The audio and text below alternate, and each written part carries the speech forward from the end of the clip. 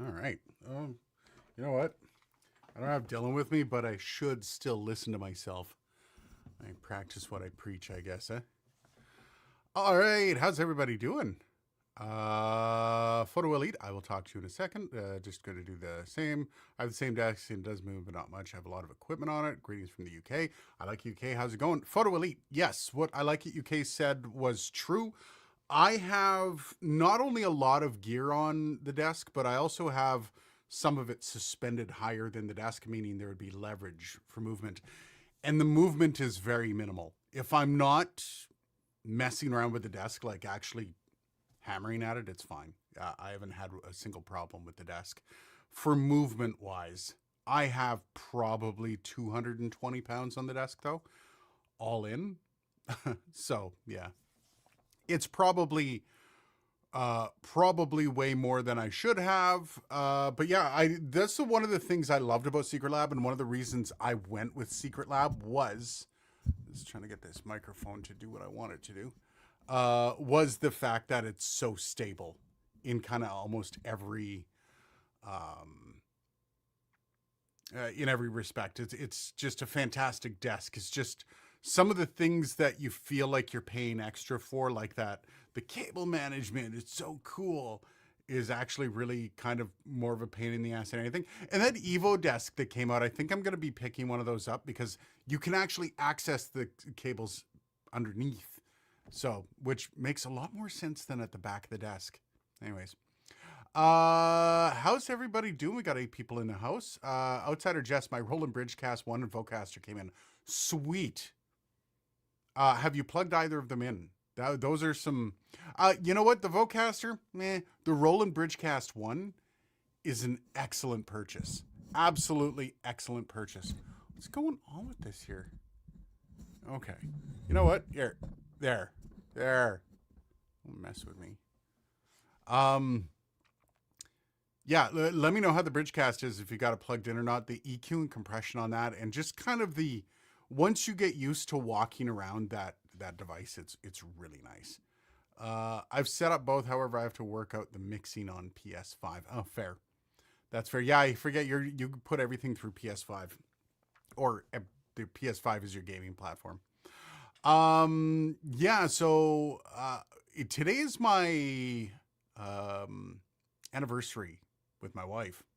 17 years. We actually celebrate our anniversary of when we met, which was 17 years ago today in Brampton, Ontario, weirdly enough.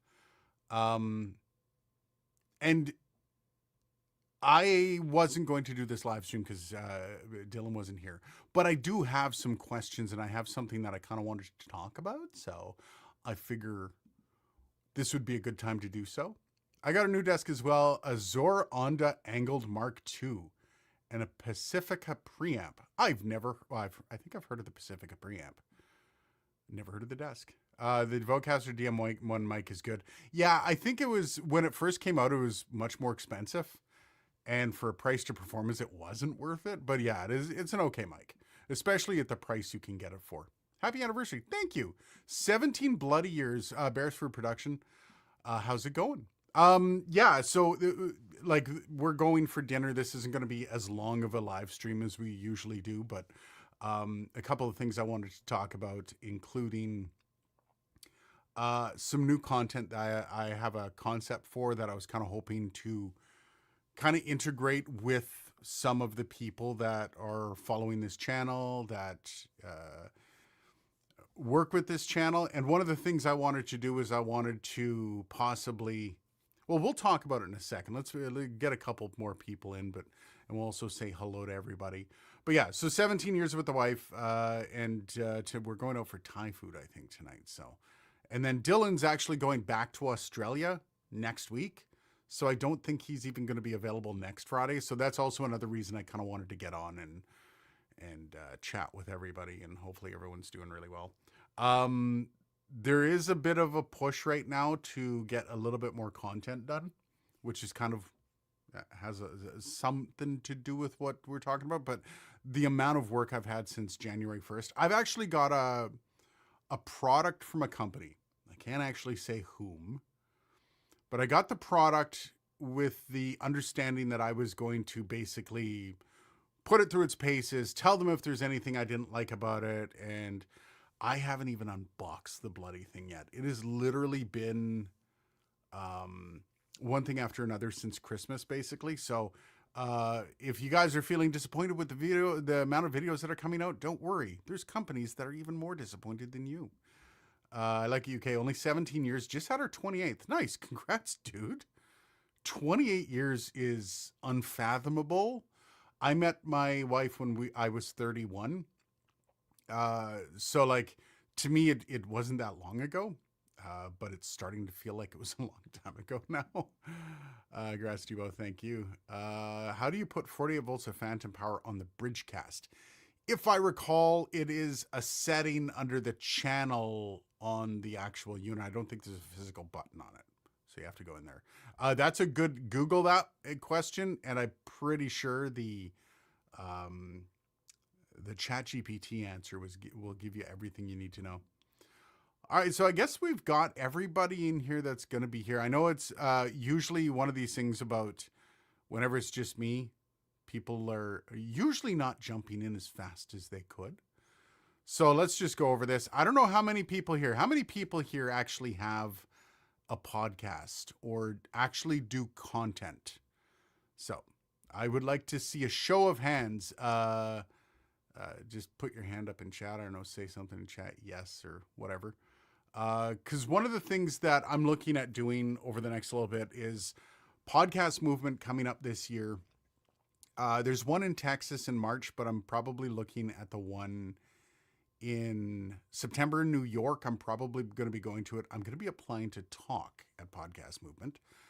And some of the stuff that I've been involved in with podcasting over the last little while has kind of had me thinking, especially with the course coming up, of ways that I can integrate stuff into content. So the general rules I have for content, it has to inform and it has to entertain. If it can do that, it's good content.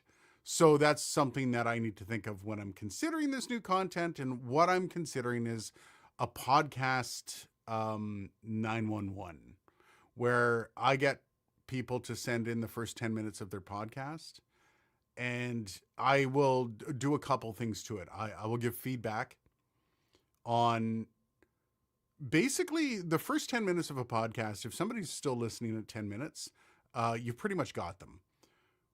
So one of the things that I'll do is I'll literally give feedback on why people might not be sticking around and how you can fix that kind of stuff. But I'm also going to go over and possibly fix audio, which is I want to do this actually on a weekly basis and kind of cover this in almost like a review style of these podcast episodes, only the first 10 minutes though.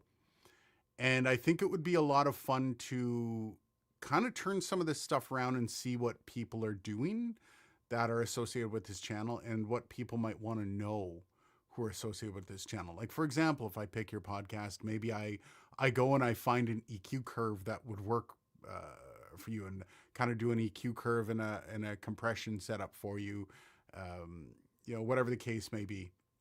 I think something like this would be a lot of fun, and it's something I want to start rolling out over the next week or so. I use my kit mostly for Teams calls and presentations. Good video and audio allow me to communicate better. Amen to that. Oh, you don't have everyone should have a podcast. I have an old boss who used to ask you, do you have a podcast? Why not? You should have a podcast. This is when I was in radio. So, Jess has actually starting a new podcast. Excellent. I will be looking to you to possibly interact with this whole process then, if that's something you're interested in. Mike Hultackers. I need to restructure mine about Samba. Cool. These are the kinds of things that, with my experience working within the podcast field, the podcasts I work on have had millions of downloads. And that's not even bragging. That's actually just, I've got a lot of firm experience working with very monetized podcasts and podcasts that make a lot of money. And there's a lot of things that are done within the paid monetized podcast field that I don't think a lot of people understand and a lot of people don't do for themselves. Part of it is out of laziness. Um, but I think this is something that, along with the podcasting course, this is kind of a service I want to include with the podcasting course as well when I put it out. But it's going to be something that is also going to be a primer for it. Um, no podcast or streaming for me. I'm too boring. You know what? Like things in IT, there's not a lot that I've seen of good informational, good, smart, and entertaining podcasts in IT. And you know what? I mean, I'm not saying it's it's a guaranteed home run, but I think there are certain aspects of certain jobs that are underserved in podcasting. So I think this might be something that, hey, maybe if you're not that boring, maybe you could do something, right? Coming up with the concepts for podcasts is so easy because you take what you're good at and what you're passionate about. And I know for a lot of people, they're like, well, my job I'm not passionate about, but there's a kernel of your career that you are passionate about. Something that got you into that field that does kind of light that fire under you. And you're also really good at it. And you take those two things and you mush them together and you create a podcast and you learn how to entertain. It's, yeah, if you can do that, you can be very good.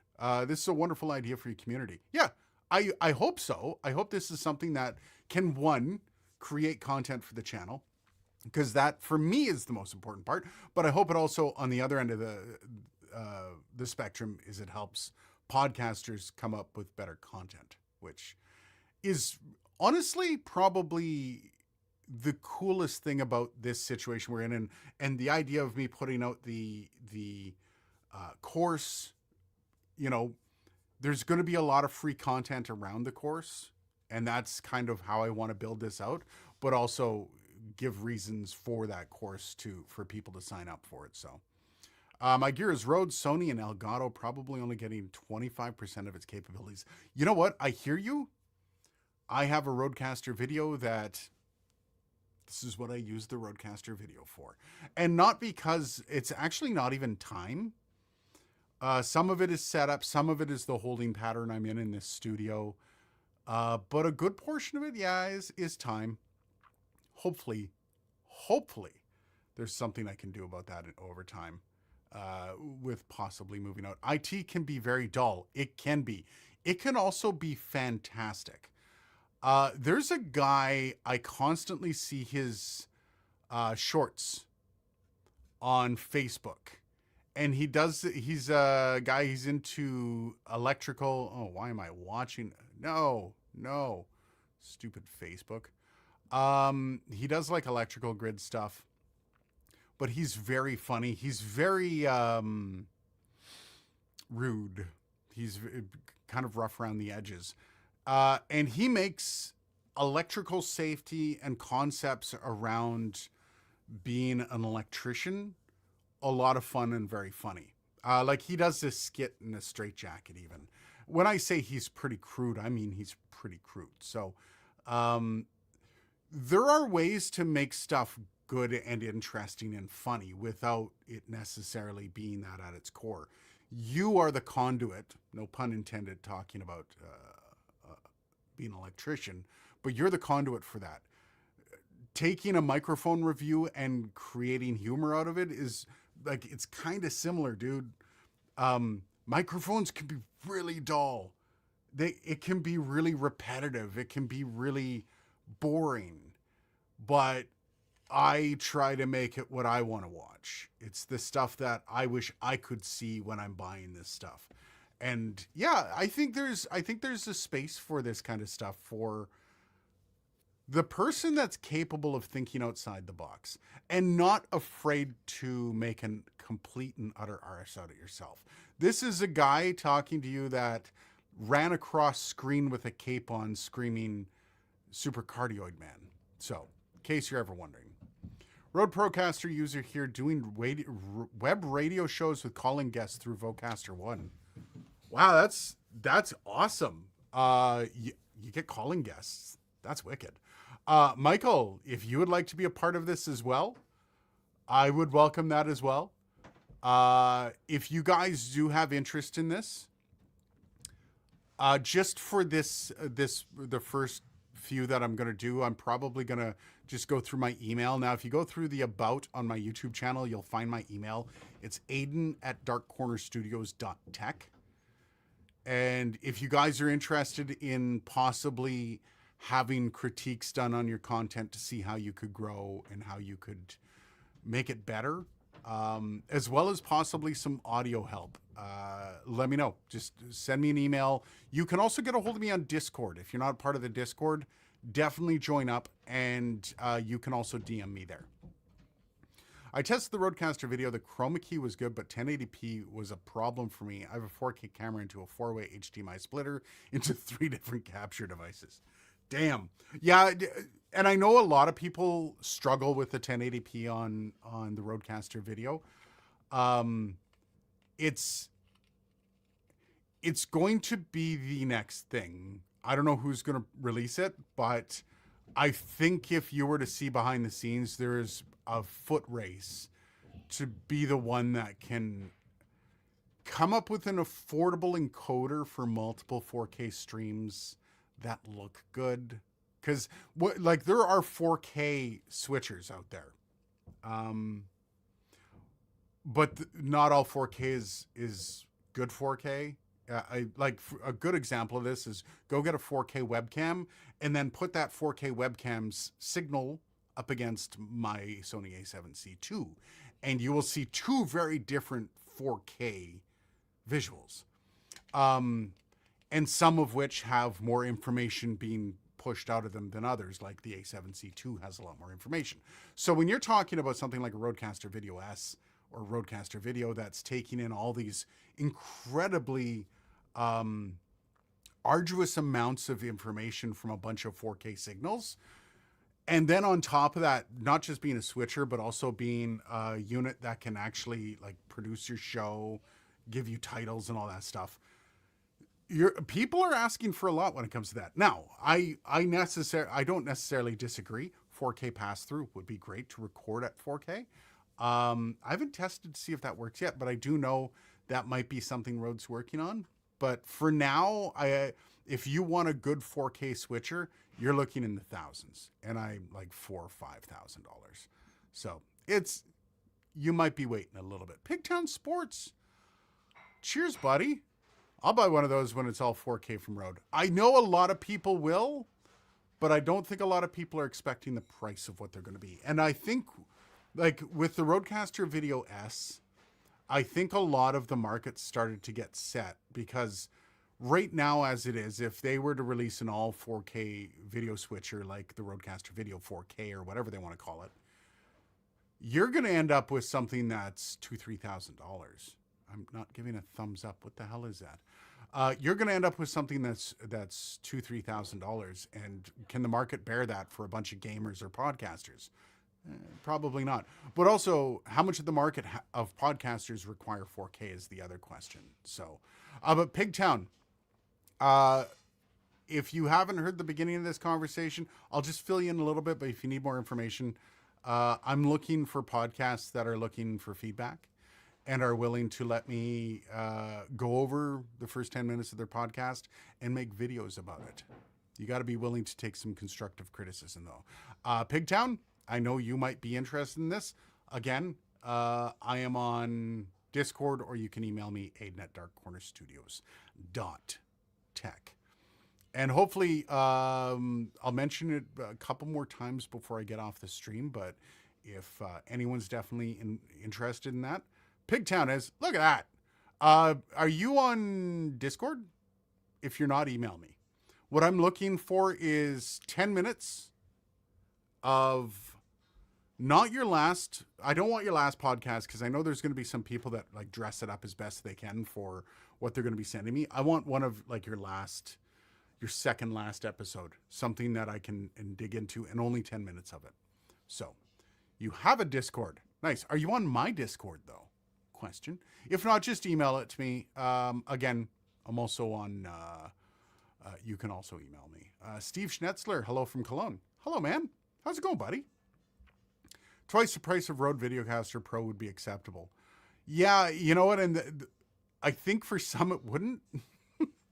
I think there's a lot of people that have unrealistic expectations about what the market will bear and what companies can sell this stuff for. Because research and development, man, holy crap, is it ever expensive? But yeah, hit me up. That sounds fun if we actually have somebody to play it first. I would like this to really kind of kick off and be weekly, because this is something that I think is value and super important when you're doing YouTube content, podcast content. I always talk about inform or entertain. If you could do both, your content's going to sell. That's a guarantee across the board. This is one of those things that even if it has slow build up, like do a review channel on YouTube. Man, it takes forever to build a community because it's review content.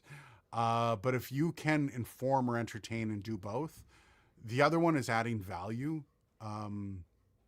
That is the other aspect of content creation that's just so important, is the value of what you're doing. Like when you look back, a great example of value is looking back on Mr. Beast. When he did his original kind of series of videos trying to like stunt into getting large viewership, he did stuff like he said, whose name did he say like 100,000 times? Something stupid like that. He stared at a wall for 24 hours. And the value in that stuff, the value proposition was super low. And even he admits it to this day, where that was kind of dumb. Why do that? There's no value to it. It's just stunting. Logan Paul. Thank you, Jess. And that's the other end of the coin when it comes to value. You can inform and entertain, but the value still has to be there. And yeah, there's a lot to unpack with all this stuff, but we will definitely get into more of that. I was a while back on my old gaming channel, but I don't use that anymore. Oh, okay. Is RSS feed a good website to host your podcast on? My last podcast was in Anchor. Anchor said to Spotify, and eventually I had a hard time logging back into my original account. Oh man, God, the names escape me. The ones I'm going to tell you, though, are the usual ones. They're the usual suspects. Blueberry used to be mine, BLUBRRY. And the reason I'm going to say, that they're the usual suspects is because they offer the stuff that is going to help you in the long run as a podcaster. If you become monetized, if you get a decent audience, you're talking about, Buzzsprout, Libsyn, Podbean. These are the names that you're going to run across the most. Blueberry, again, is something I like. I do know Buzzsprout is user-friendly. Podbean has good monetization. I see this Transistor is one. I've never heard of Transistor. I've never used it. RSS.com is on the list as well. So that's obviously not going to lead you wrong. So yeah, definitely when you're choosing your hosting account, you want to choose something that isn't going to put you broke, but at the same time is going to you're not going to want to move off the platform before you get monetized. Because every time you move from a platform, it's a pain in the ass, one, and two, you can be losing content, you can be losing your views, all that kind of stuff. So it's always smart to try to find one that you're going to be with long term. Because if you're serious about starting a podcast that's going to become monetized, you wanna really like be serious about every aspect of it, and hosting is that. That was based. I like his old content more. A lot of people say that. When I say his older content, I mean the stuff before he was monetized.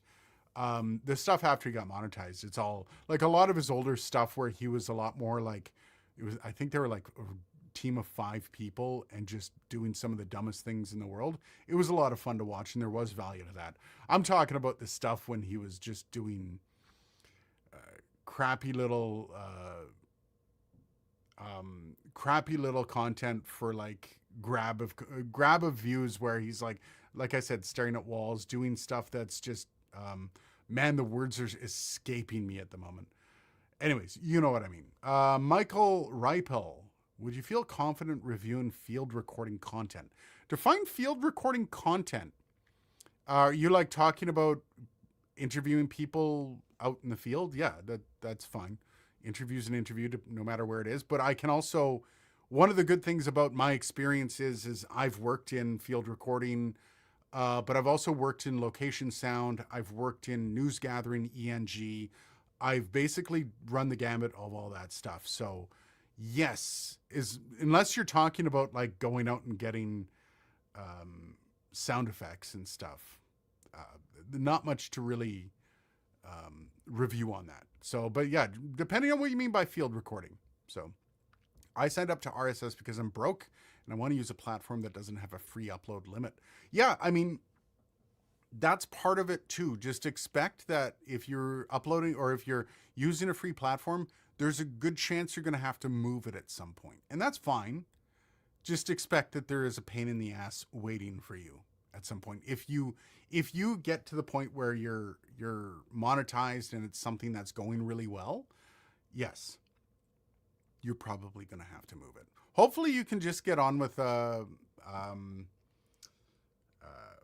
network and the network can just port you over, which is really nice. I used to watch all Mr. Beast until he started monetizing philanthropy stuff. Yeah, you know what? I'm split on philanthropy stuff from Mr. Beast as well. The thing I'm split with is one, gross, but then on the other side of the coin, I really agree with what he says when he says no one else is doing it.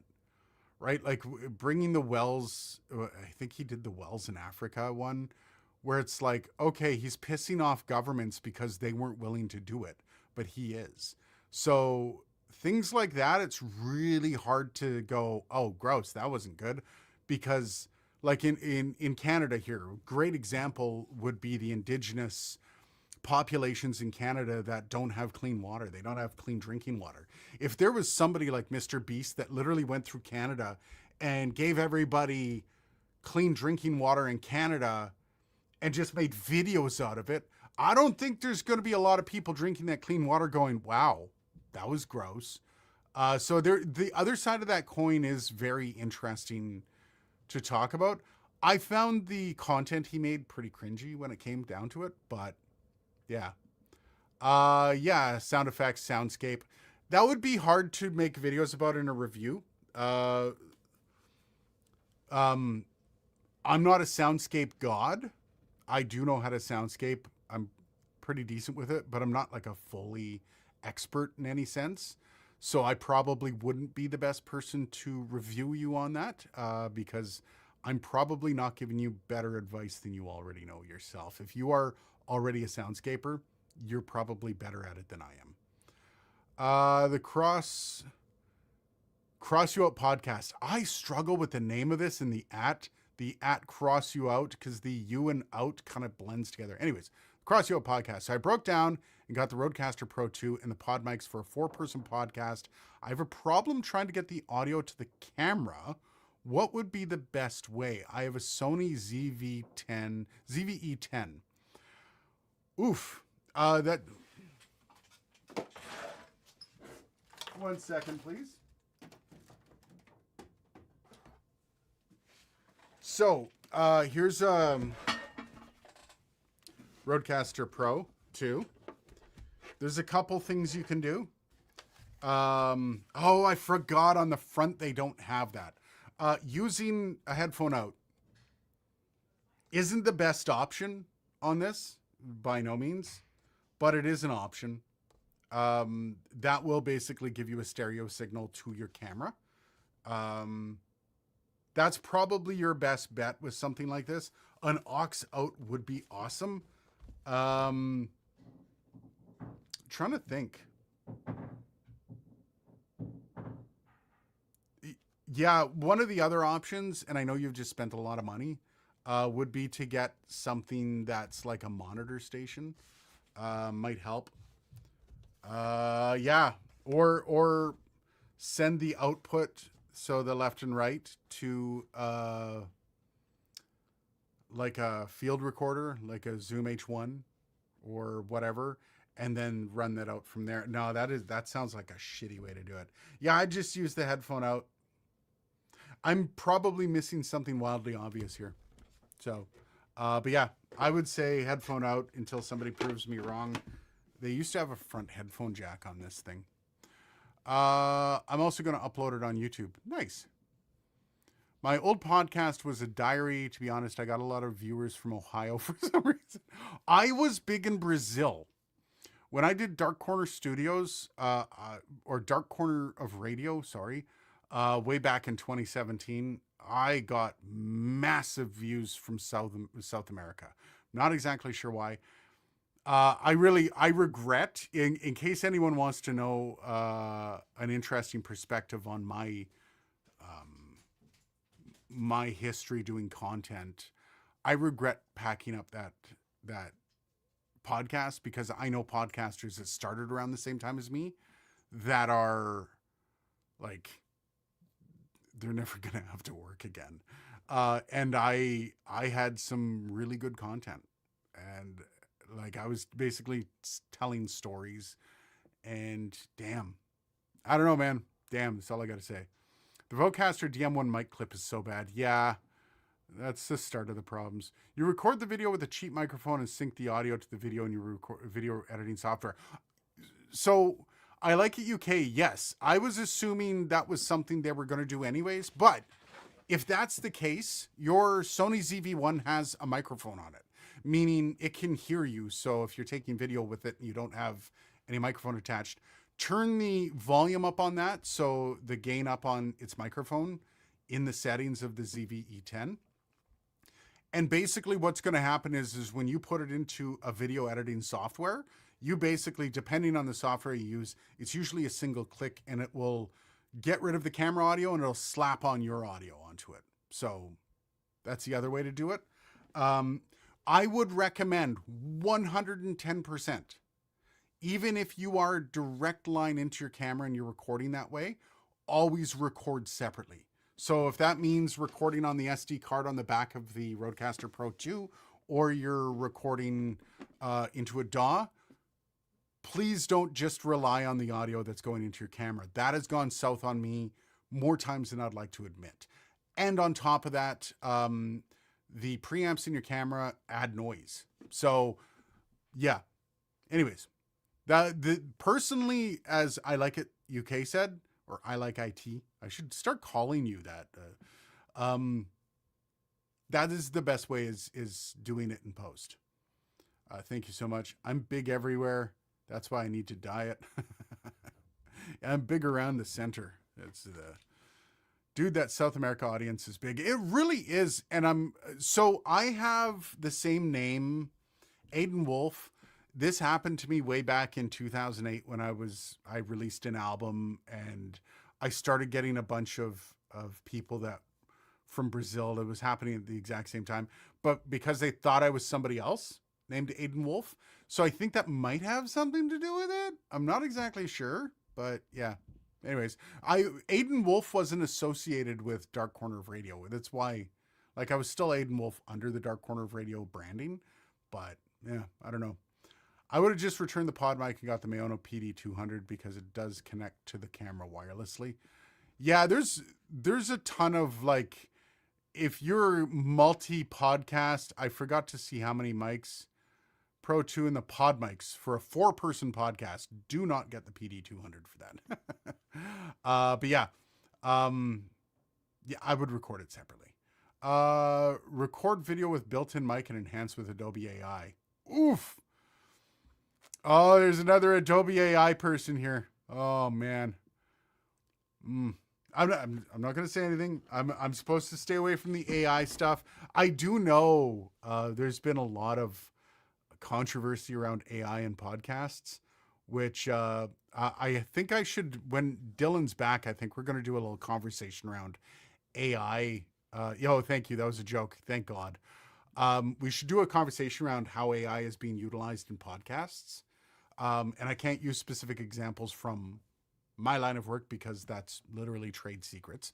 But I do know of people I don't work with and the products they're using to create their shows, and it's bloody shocking right now. Yeah. Yeah, Adobe AI, Adobe Podcast is far from perfect and it can destroy your audio. I would never suggest anybody use Adobe AI. There is oh, what's the free one that everybody uses? Oh god, it's driving it starts Ophonic. Ophonic is probably the best one button approach to audio that you can find. But good God, you got to make sure the audio is good before you put it through Ophonic because Ophonic will literally make bad audio sound 20 times worse. I only use Adobe AI when I don't have time to EQ and my audio is buns. Jess, try Ophonic. Trust me. Way better than Adobe AI. Like a billion times better than Adobe AI. I would put money on that. I use NVIDIA to broadcast to remove noises in live calls. That's actually a great, I've never used NVIDIA broadcast. Obviously, I'm on Mac, but I do have an NVIDIA card in my PC. I need to try that out one time. In the pews, we use Waves Clarity VX. I've never used that one. So I should start reviewing some of these products, some of these digital products. That would be interesting. Anyways, what are we at? 540? Okay. So I'm going to just say it one more time. If there's any podcasters out there that want to have a professional critique of their product, this is content creators in general. Let me know. And I would really appreciate if you could email me and I'll take 10 minutes of your content. I can't guarantee you're going to get a video on it, but I'm going to be rolling these out once a week. And yeah, Aiden at darkcornerstudios.tech or join the Discord. There is a link for that down below. How about some VST one button vocal enhancement? Isotope? One button vocal enhancement? Isotope's okay. Again, man, if you don't know how to, if you need a one button vocal enhancement, Isotope's probably not for you because it's not a one button approach. Isotope still takes a little bit of knowledge to use. I'm still going to say Ophonic. If you want a one button approach for vocal enhancement, go use Ophonic. I would suggest though, in the meantime, while you're doing that, learn how to EQ and compress on your own. You will get so much better out of it. So I edited my show myself. I have all the equipment for the show. And one of the guys asked me, can you use AI? And I looked at him and said, get out. The Cross You Out podcast. This offers also, if you, let me know if you're interested. Again, it's all going to be video content. So, and it's, yeah, basically going to be talking about EQ compression, but also content guidelines and some of the best ways to, if you're struggling to get views in your first 10 minutes or you're struggling to keep people through your first 10 minutes, I can probably help out with that. So let me know, hit me up. You can always comment down below, Discord, or email me. So I'm getting out of here. I'm going to go have dinner with my wife for our 17th anniversary. And you guys have yourself a great weekend. Oh, wait. I can't. Jerker! Just tuned in. No Dylan today, I see. No, buddy. Sorry, man. My apologies, buddy. But I did get to say Jerker on podcast. I would love that. I'll have two podcasts. One is a Life Talk, Everyday Carry and Cigars, and the other one is a 4-person podcast at movies. Oh, the movie one's fun. But yeah, the Everyday Carry, I actually like the concept of that. So hit me up in all of the ways I've mentioned already. And you guys have yourself a great weekend, and we will see you next week.